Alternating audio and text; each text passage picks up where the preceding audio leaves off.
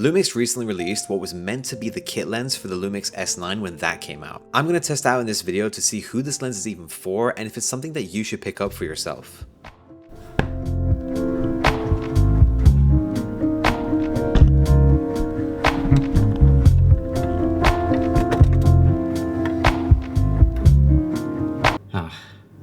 Out of milk. Thank you for shopping at the Co-op.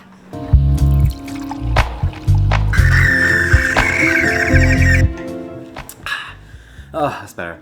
Now, of course, to start talking about this lens, I'm going to have to take it off the S9, so I'm just gonna... Okay, and this is the new 18-40 by Panasonic Lumix, and this is an interesting lens, but maybe not for ways that you're expecting. And we're gonna talk about this lens from two different perspectives because I feel like it's important to look at it depending on who you are. I am a Lumix user. I have 2 Lumix cameras and I've got like a handful of L-mount lenses now. So we're gonna look at it from that point of view, from my point of view.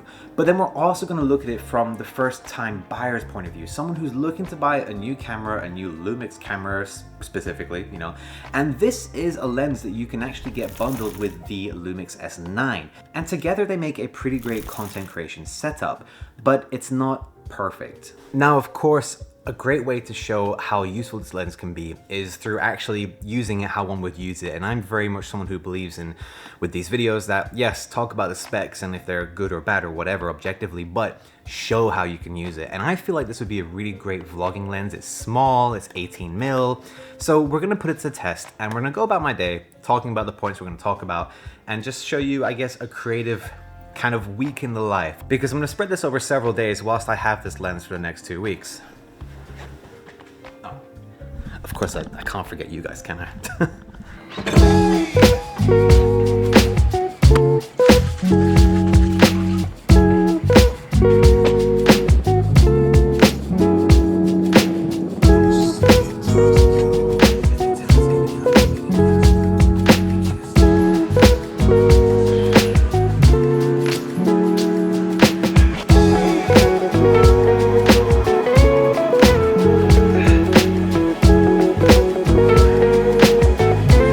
Workout, filming it anyway, helped me realize something that I suspected from the beginning anyway, and that is that this is not a good low light lens. Like, I'm sorry, but it's just not. It's so dark. I'm at 12,800 ISO right now, just to compensate for the f4.5 like aperture. It's too high. I mean, you can't even really see me right now.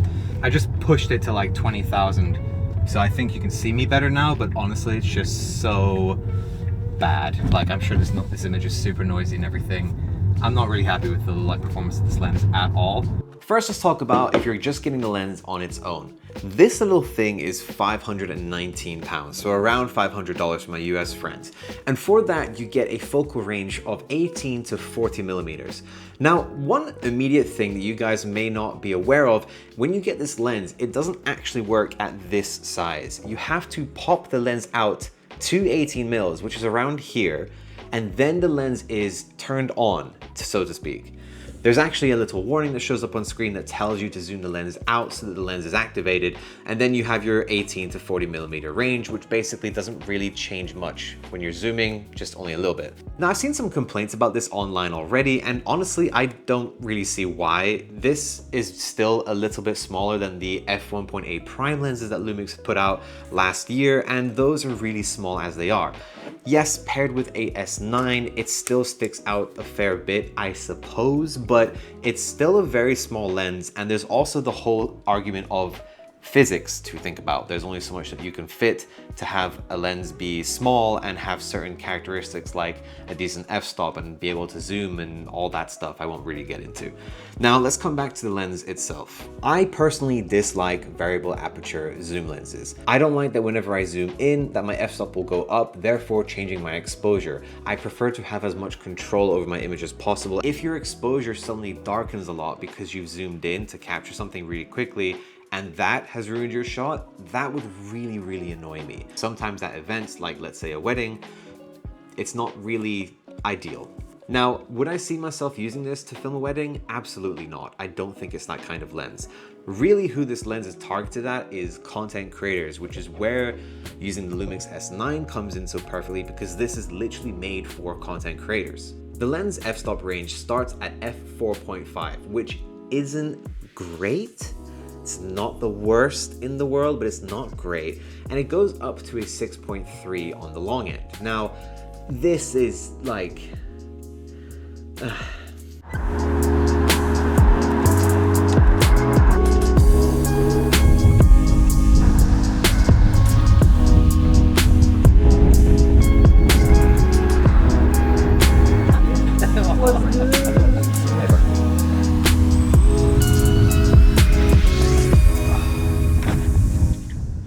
George, Yes. so this is the 18 to 40 mil lens, and I was wondering, you were at the launch event for this thing, weren't you? So give us some of your thoughts about this little tiny lens. To be fair, when it comes to like a full frame pancake, I actually really like this is 18 at the widest.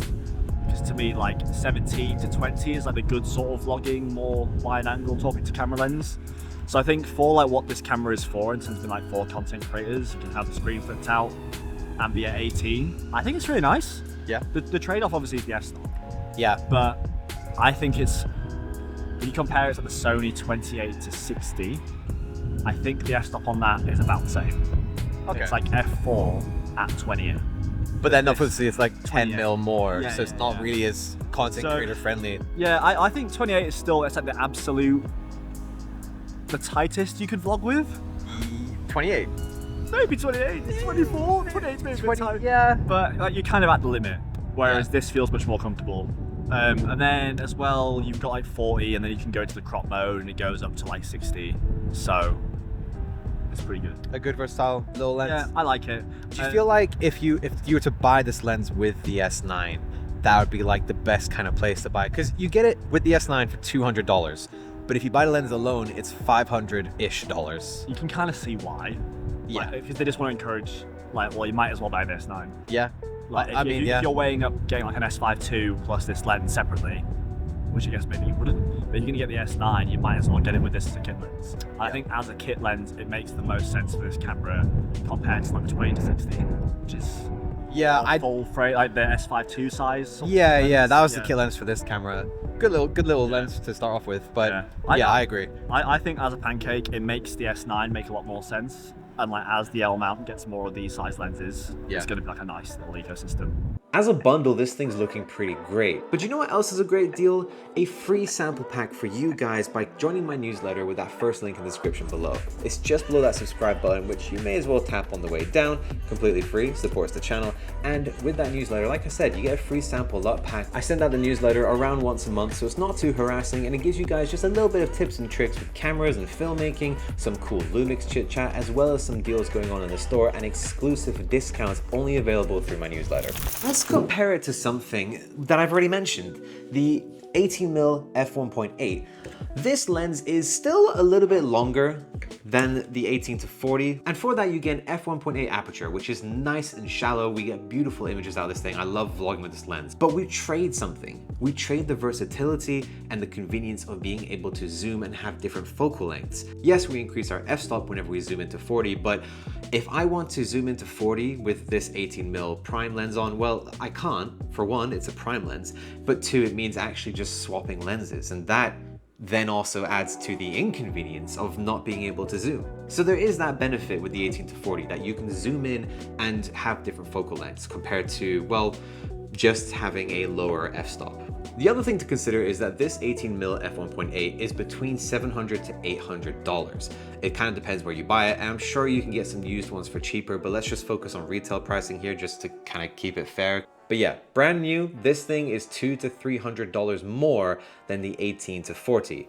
And the only convenience you're getting is a lower f-stop. You lose out on the multiple focal lengths, and it costs more. And it's a little bit larger. A little bit, but it is larger. Now, the other thing to consider here is, as a Lumix user already, I have a Lumix S5 Mark II, and I've already got an S9, and I had this long before this lens came out. I already have L-mount lenses, and this lens here just doesn't appeal to me enough to make me want to add it to my lens collection. I'm looking for things that give me the versatility versatility of a zoom range, as well as the beauty of a lower f-stop range. Now I'm gonna do a test where I compare the 18-40 to my 18 and 50mm primes. Now, I know it's a little bit past 40, but if you do go into the hybrid zoom function with the S9, you can actually get up to 62mm with this 18-40 lens. So I'm kind of counting the 50mm as within that focal range that this lens can do. And I just want to compare some cinematic type shots of my car and just see what the difference is between these two types of lenses, the zoom versus the primes.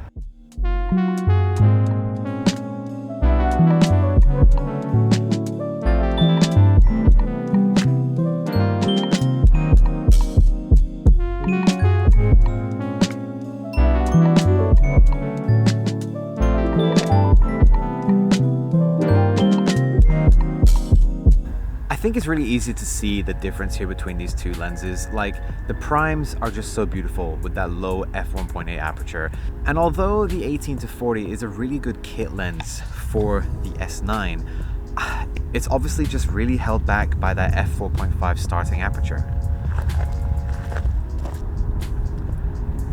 That's not to say you can't shoot cinematic shots with this lens. I mean, I think we just proved that you can shoot some really nice shots with this lens, and you get that really interesting depth and compression because you have the ability to zoom in to a longer focal length. But there's obviously some shortcomings when your lowest f-stop is 4.5. It's just something you have to work around.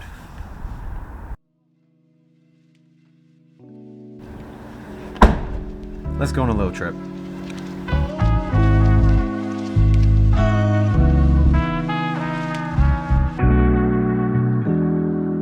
So I would just like to thank Lumix for sending me this lens, which this is so cool. I can't believe Lumix have sent me a lens. Guys, do you know how freaking cool that is? Oh my god. Anyway, let me just get this. Okay, cool. So yeah, usual thing. They sent me the lens. I asked if I could borrow it to make a video. All thoughts on my own. They don't get to see a video before you guys. They don't get to say anything about what I can say for the video. Let's get on with it. You know, one of the things I've been really enjoying about this lens, and it's funny because people have been complaining a bit about it, but it's actually the small size of the lens when it's not being used.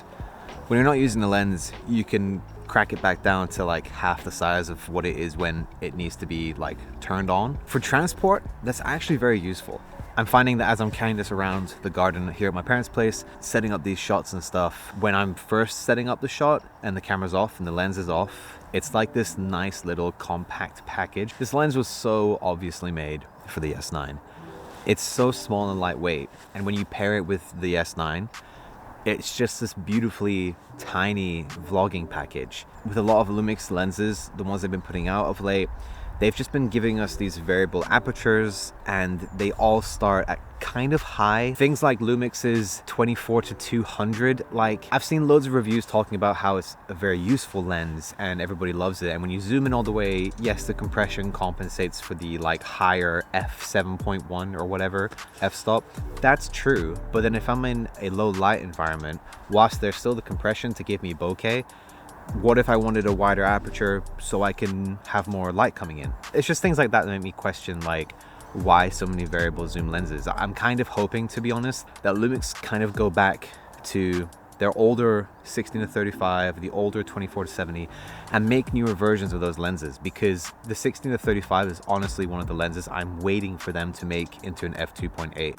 Okay, so let's finalize the thoughts here. Overall, this is a nifty little lens. I do like how small it is when it is turned off, right? It's kind of funny to have to like turn on and off a lens, but it's nice and compact, and I feel like this in a small camera bag sling over the shoulder like takes up no space at all. Really, really great. Yes, you have to turn it on, not a big deal. I don't really mind that at all. And the fact that when you're changing the focal length that the size doesn't actually change that much. I mean, if you were to put this thing onto a gimbal, for example, then you wouldn't have to rebalance or anything like that. I still don't love the variable aperture, but let's get to the point here. Would I buy this? Honestly, no. I have to send this thing back in a few days, and I don't really think this is the lens for me. But if you're brand new to the Lumix world and you're looking to get a bundle kit to save a little bit of money and still get a decent lens out of whatever your purchase is, genuinely I would consider getting the 18-40 with the Lumix S9. It seems like a great bundle, it's nice and small, and I think for a kit lens, which is just to give you a tool to get started, it definitely can do the job. If you guys want to see another video about a lens that also has a variable aperture, but I actually like this one, check out this video over here and I'll see you in that video. Oh, and don't forget to subscribe.